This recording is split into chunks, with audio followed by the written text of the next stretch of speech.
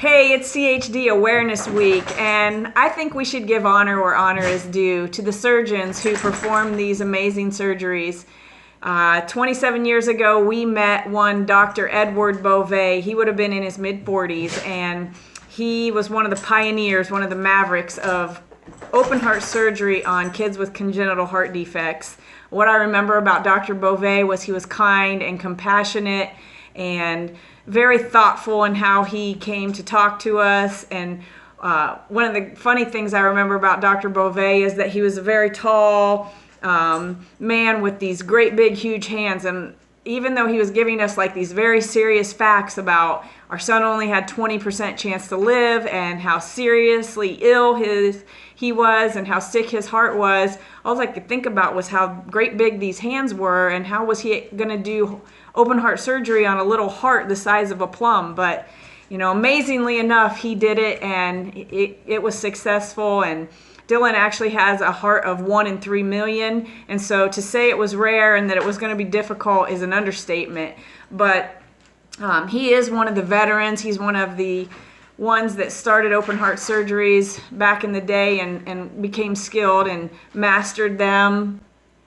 One of the things Dr. Bove did for Dylan was his aortic arch wasn't fully connected and his right pulmonary artery wasn't connected to his lungs. So this created some huge issues, and it was actually really rare. And before Dylan, as to my knowledge and what I've read, that there wasn't a surviving patient before Dylan in 1992. And so what Dr. Bove did was amazing, and he did live, and he repaired his aortic arch. This did become an issue throughout the years and was something that did cause some life-threatening moments for Dylan. But I do have to say, at 27 years old, he is now thriving. On June 21st in 2018, that Dr. Bove came out of semi-retirement with Dr. Saslos at Ann Arbor, and they finally decided it was time to try and go in and repair that old aortic arch. It was the size of a 23-day-old child, and it had done its job, and it was a 17-hour surgery, but they were successful. They had to go through 26 years of scar tissue to get to that aortic arch. And even though they wanted to replace it, what they ended up doing was they filleted it like a steak and went in and put a cadaver piece in it. And then it took several hours after that to get him to stop bleeding. So it was a rough day, and it took a lot of prayer and it took a lot of warring, but I have to say, a year and a half later, Dylan is thriving and doing well.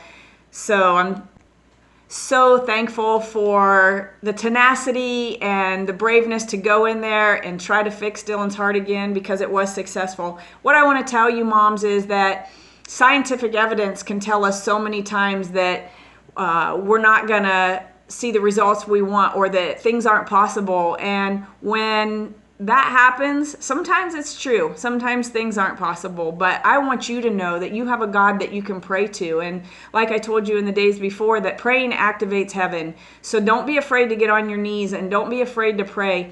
The prayer I want to leave you, or the Bible verse I want to leave you with today, is Romans 15:13, and it says, "May the God of hope fill you with joy and peace as you trust in him, so that you may overflow with hope by the power of the Holy Spirit." And Isaiah 35:4 says, "Say to those with fearful hearts, be strong, do not fear. Your God will come to save you."